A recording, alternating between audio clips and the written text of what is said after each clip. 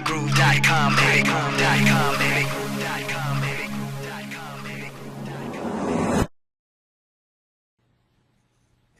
Something else you need in your stash um, is a song split sheet. Um, Somebody in the circle, whoever writes the song or the songwriters or producers, somebody in the circle needs to be about their business, if not everybody.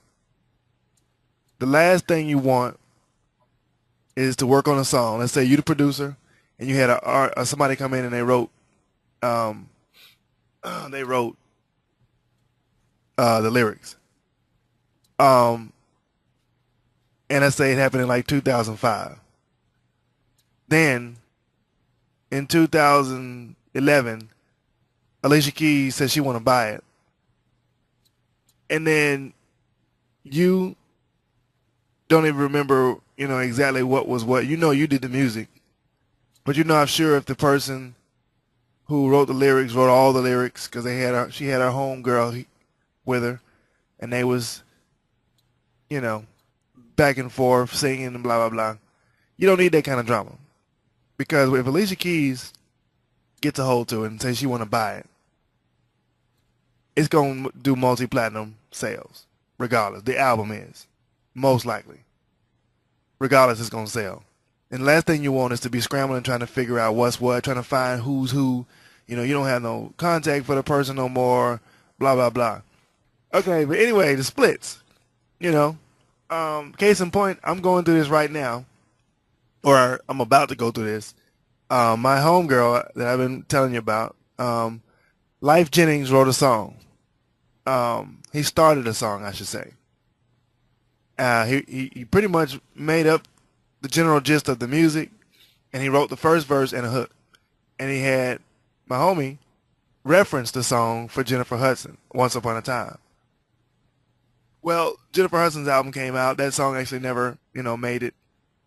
It really never even got presented to her because it wasn't finished. But since then, dude got locked up. Well, and before that, my friend, she asked him could she have the track. Basically meaning can I use the track for my album? And he was like, sure, cool. So he gave her what he had of what she referenced. And then so she went and wrote the rest of the song, and recently, and just laid it down in the studio in Atlanta last week.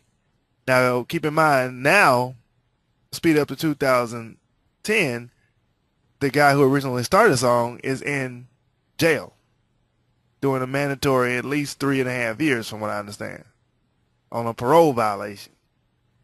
Long story, but the moral of the story is, he's a writer, and he's like the original writer on it. But me and another friend of mine, we're going to finish it up musically. So at this point, there are officially 2 writers on this song. But by the time it's finished, it's going to be 4 writers on this song. Now, everybody involved don't know, the song hadn't even been really done yet and finished yet. It's just only a rough draft demo, scratch type of track. But we're going to finish it up and freak it. And it's crazy. It's going to be crazy hot. It's already sick, but it's just not finished. Nowhere near finished. But we're going to do this. We're going to put, start off with, her name here, of course.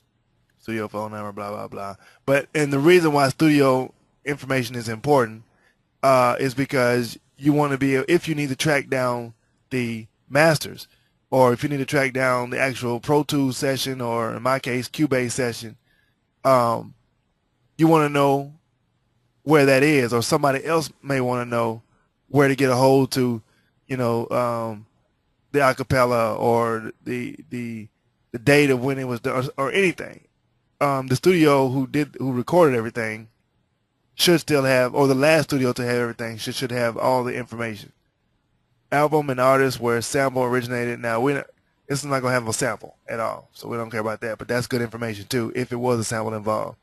You want to have all that information together, because when you forward this over to a lawyer, they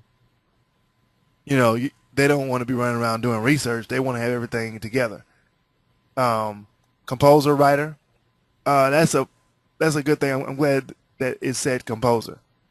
Um, Although I probably don't have to tell you guys this, but you're going to run across a lot of people who don't know the business, and they're going to be case in point, I had this chick who I did this music for, um, and she thought that because she was writing the lyrics, that she wrote the song, so she's the sole writer of the song.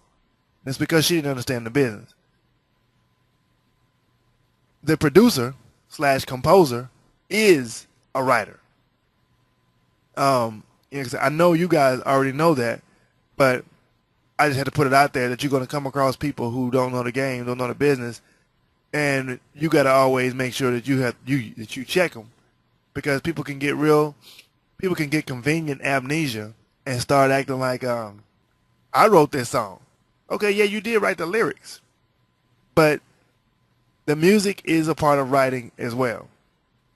I had to politely check her and let her know that there's composer, and a composer is a writer, but the composer is the producer, and that's who puts the music together. It's still writing, or it's called a writer. But you can be a writer and not be a composer. But you can be a composer and be a writer. Groove time. CraigGroove.com, baby.